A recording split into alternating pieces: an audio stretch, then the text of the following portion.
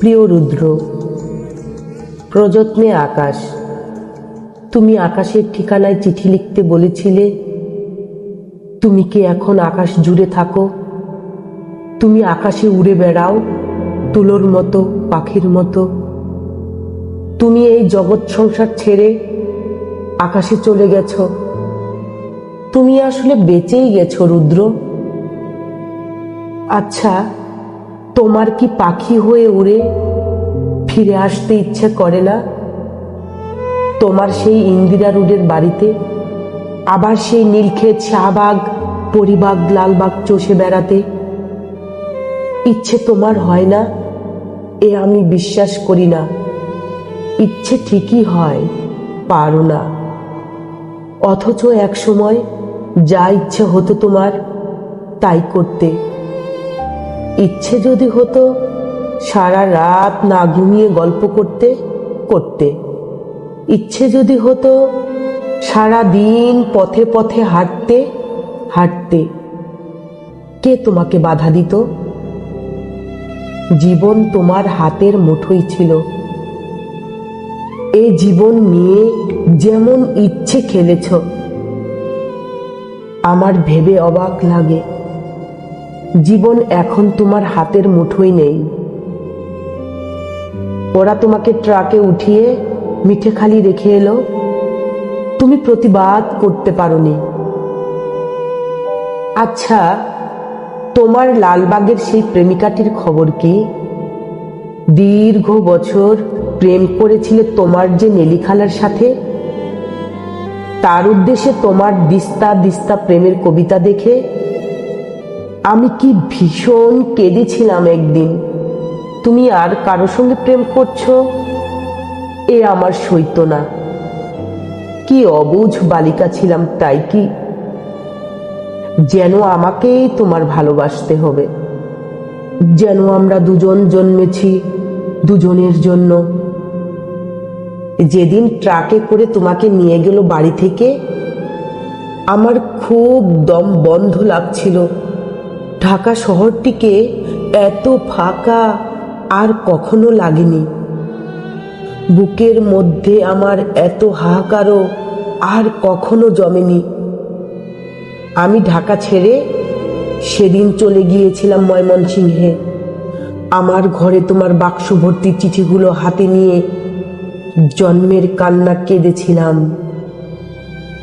আমাদের বিচ্ছেদ ছিল 4 বছরের। এত বছর পরেও তুমি কি গভীর করে বুকের মধ্যে রয়ে গিয়েছিলে, সেদিন আমি টের পেয়েছি। আমার বড় হাসি পাই দেখে। এখন তোমার শয়ে শয়ে বন্ধু বেরোচ্ছে। তারা তখন কোথায় ছিল, যখন পয়সার অভাবে তুমি একটি সিঙ্গারা খেয়ে দুপুর কাটিয়েছ? আমি না হয় তোমার বন্ধু নই, তোমাকে ছেড়ে চলে এসেছিলাম বলে এই যে এখন তোমার নামে মেলা হয়। তোমার চেনা এক আমি বোধহয় অনুপস্থিত থাকি মেলায়। যারা এখন রুদ্র রুদ্র বলে মাতম করে, বুঝি না তারা তখন কোথায় ছিল। শেষ দিকে তুমি শিমুল নামের এক মেয়েকে ভালোবাসতে, বিয়ের কথাও হচ্ছিল। আমাকে শিমুলের সব গল্প একদিন করলে। শুনে তুমি বোঝনি আমার খুব কষ্ট হচ্ছিল, এই ভেবে যে তুমি কি অনায়াসে প্রেম করছো, তার গল্প শোনাচ্ছ। এরকম অনুভব একসময় আমার জন্য ছিল তোমার, আজ আরেকজনের জন্য তোমার অস্থিরতা। নির্ঘুম রাত কাটাবার গল্প শুনে আমার কান্না পায় না বলো? তুমি শিমুলকে নিয়ে কি কি কবিতা লিখলে, তা দিব্যি বলে গেলে। আমাকে আবার জিজ্ঞেসও করলে কেমন হয়েছে। আমি বললাম খুব ভালো। শিমুল মেয়েটিকে আমি কোনো দিন দেখিনি। তুমি তাকে ভালোবাসো যখন নিজেই বললে, তখন আমার কষ্টটাকে বুঝতে দেয়নি।